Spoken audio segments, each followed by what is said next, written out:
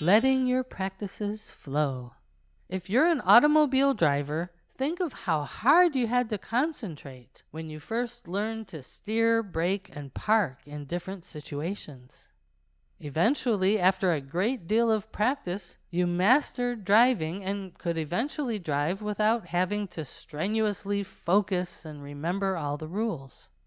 Your ability to drive naturally moved from conscious effort to subconscious skill. A similar process happens when you perfect any skill, such as playing a musical instrument. You may study for many years to learn all the different notes, timings, and techniques. Then, after you've practiced different kinds of compositions and mastered various methods, you eventually arrive at a place where these techniques become tools of your inspired creative consciousness. At that point, you can begin to create your own personal style of playing, and perhaps even compose your own works. This same shift can happen with your spiritual practices.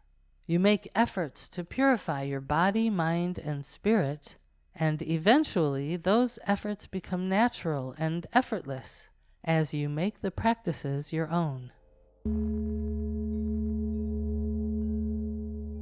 You may also experience times when your practices don't seem to be as enjoyable as before. Adjusting your practices to suit your mood and feeling is fine, although persevering with spiritual practices during challenging times can also bring great rewards, including personal breakthroughs and inner strength. Consider, even if you don't specifically set aside time to do practices, you can still find ways to sprinkle spiritual practices throughout your day.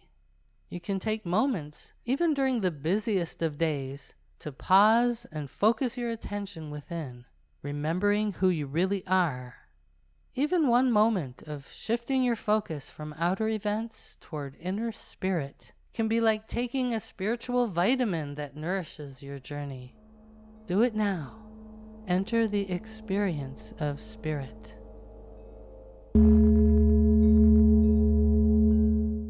You can also bring spiritual elements into situations that may not be considered inherently spiritual. For example, while you're driving to work, you may want to play a tape with some spiritual music or devotional singing as you relax your body and mind into the meditative focus of driving. Or you can play audio of spiritual lectures and teachings to fill your mind with positive, uplifting words during your morning commute. Be careful. If you're playing audio of spiritual teachings and the voice tells you to relax and close your eyes, this instruction is not good to follow while driving. Practicing according to your individual nature. Look at small elements in your life to find out more about your nature and how you can best learn spiritual practices.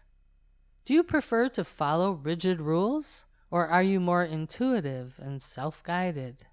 Do you rinse and repeat because the label tells you to? Do you carefully measure ingredients while cooking?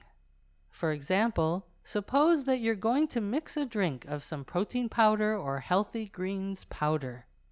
The label says, add 3 level teaspoons to water or juice. Do you do it? Do you carefully measure 3 level teaspoons, or just plop in a couple of heaping tablespoons? Either way, or someplace in between, is fine. However, you can use these simple daily examples to explore questions such as how you like to follow instructions. What kinds of guidance and training help you the most?